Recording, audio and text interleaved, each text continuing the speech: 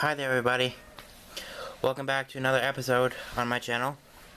Today I've got two surprises to show you. One is what you're looking at, which is the newest in my Legacy collection. And then the second is a package that I got from Menards that just arrived today. So after I review the engine, I will show you what is in the box. So without further ado, let's zoom in and have a look. Alright, up front, we have a very detailed cow catcher, along with the dummy O-gauge coupler I swapped out. Two steps on each side. Moving up, we have the coupler cut bar with the dummy scale coupler attached. Not sure how to take that off, so I just tucked it away.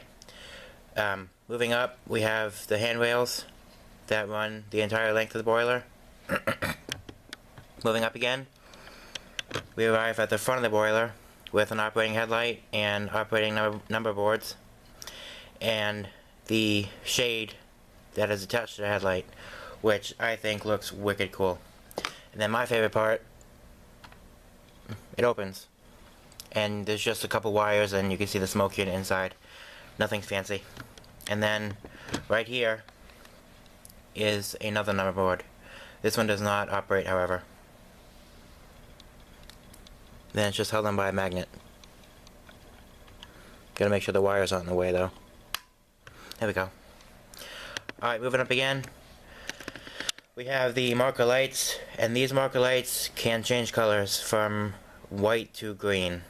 When you first put the engine on the track out of the box brand new, they are programmed to be green, but with a touch of the keypad on the Legacy remote you can change it back to white.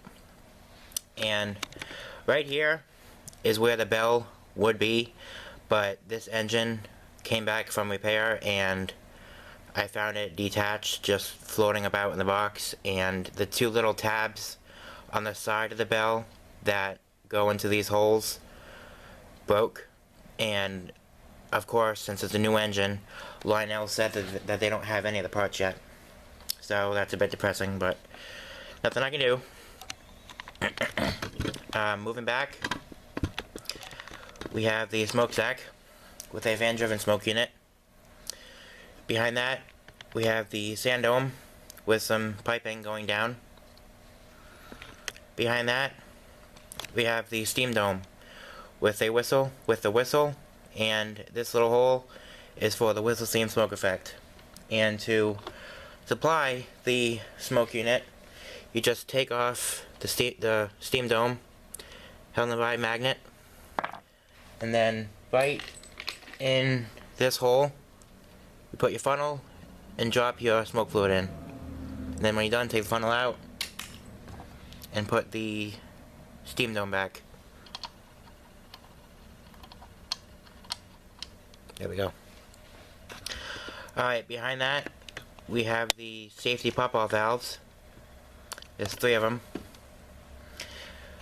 Behind those we have the dynamo generator, and then some more piping back here. Then we arrive at the roof of the cab with some rivet detailing all around and 2 opening roof hatches. Moving back to the front and down, we have the legible builder's plate, and again, too small for me to read at the moment. Moving down again, we can see the 4 pilot wheels. The second one's kind of tucked away. Moving back again, we have the 6 driving wheels along with some beautiful running gear. And up here is the reverse mechanism, I think. Pretty sure. Moving back. Found out what this thing is for. There happens to be one on the Atlantic that I said I didn't know what it was. From what I've been told, this is an air pump, which I never would have guessed that.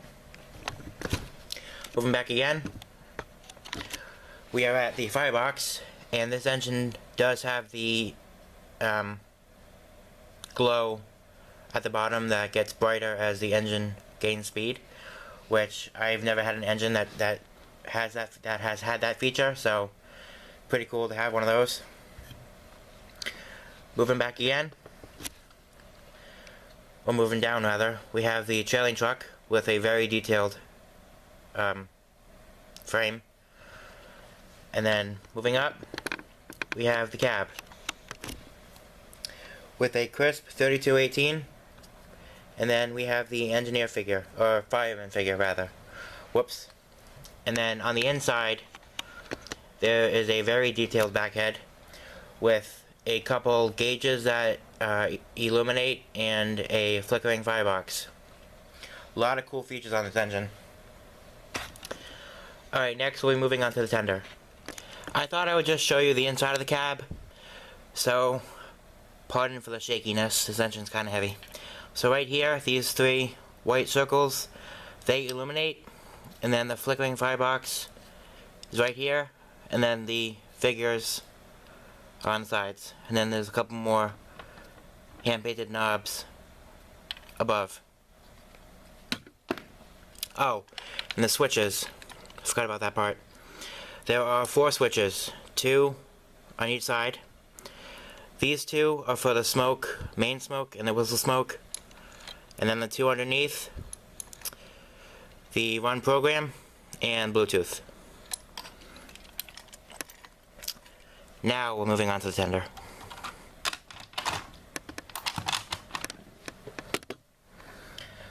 Alright. This tender, hopefully I'm saying this right, Vanderbilt, I don't know. It's the same tender as the Atlantic. So, we have a couple handrails up here, the hatch for the oil, I believe, and then this comes off,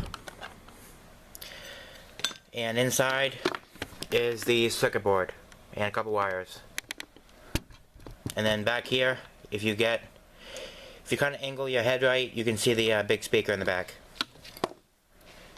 And then this is held on by 2 magnets. There we go. Alright, moving back again, we have more handrails. And then 2 opening hatches. Now, I don't understand why the volume knob for the speaker isn't here, and I can't seem to find it, and it's not in the owner's booklet, the manual, so I'm not quite sure how to manually adjust the volume. Maybe you can't, or maybe it's in some secret location. I don't know. If somebody knows, could you please tell me? I would love to figure that out. Okay. Moving back again, we have the operating backup light. And I'm just noticing this now. There are no number boards on the side of the backup light, which is focus. Please focus. Which is strange, if you ask me. I can't believe I didn't notice that before.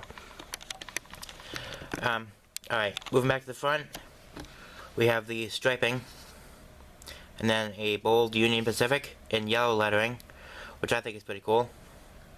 And down here we have a little storage chest. Alright, moving on to the back of the tender, there is another handrail, along with the UP 3218, and then underneath, see if I can zoom in, that little blur right here at the bottom, it says 9,000 gallons. Then down below, we have another coupler car bar that can be operated manually, and then the O-gauge coupler that can be fired from the legacy remote. And other than that, that is pretty much it for this engine. It's a beautiful engine. I was tempted to get the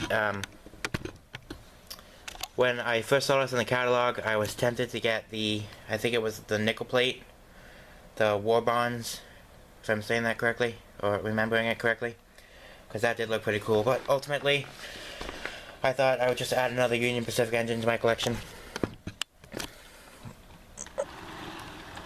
Alright, next I'll show you what came in the box.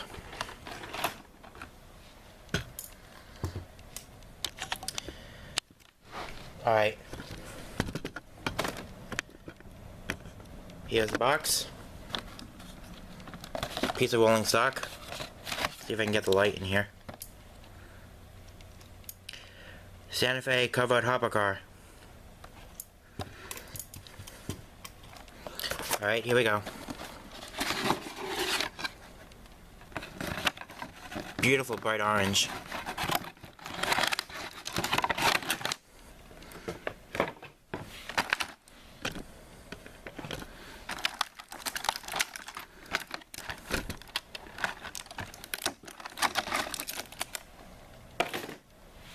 I love that Menards is getting into the train business.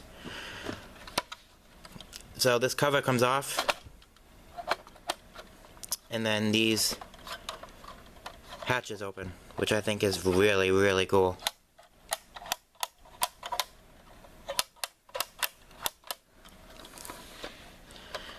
Built 2020.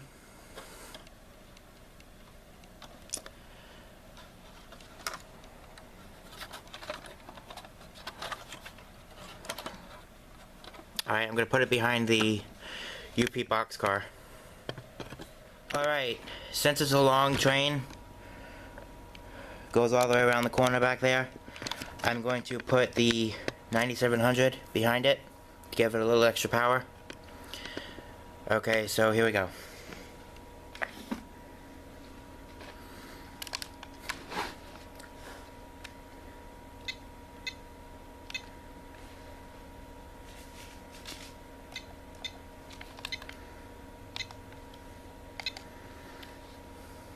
It's loading.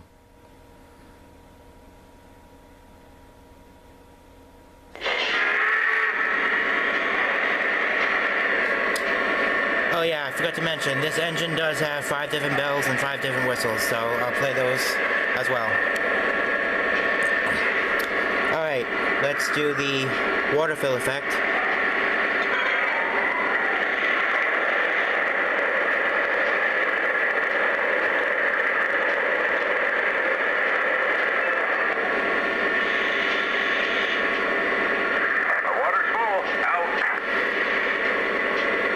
Next I'll do the oil.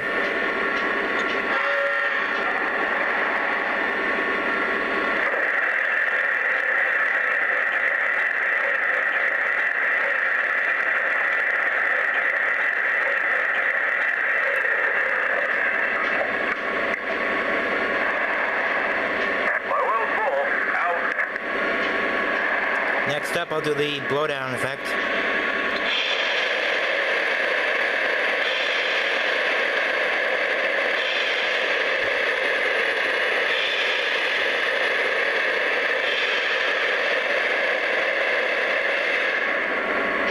I guess the diesel hissed as well. I didn't know that.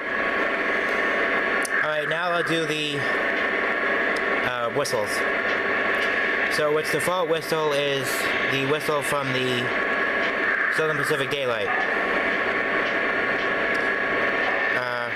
Not sure which whistle it's on now, but you push, to change it, you push aux 1 and then toggle the slider.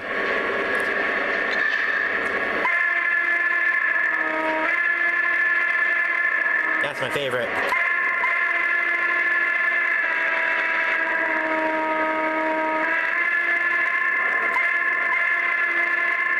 Alright, next.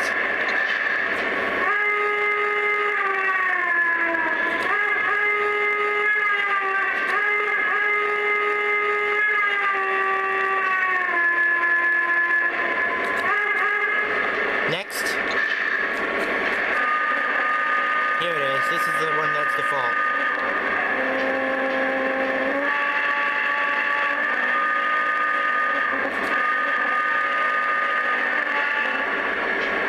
And then this one is the same whistle as my Atlantic.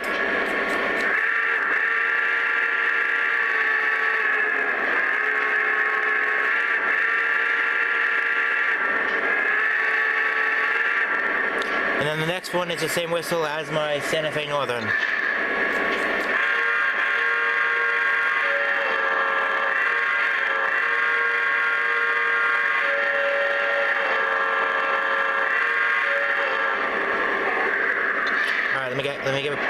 me get it back to the hooter whistle. Alright, next we'll do the bells.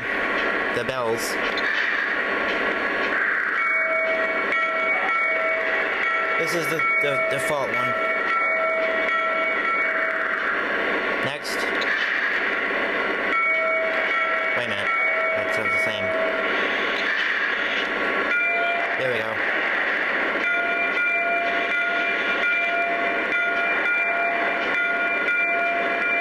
Next.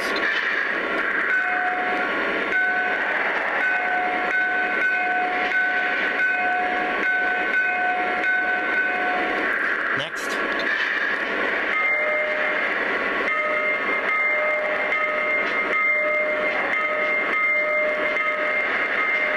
And last one. Wait a minute, it sounds the same again.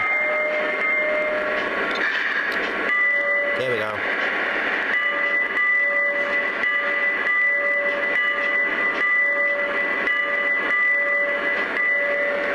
Then back to the default.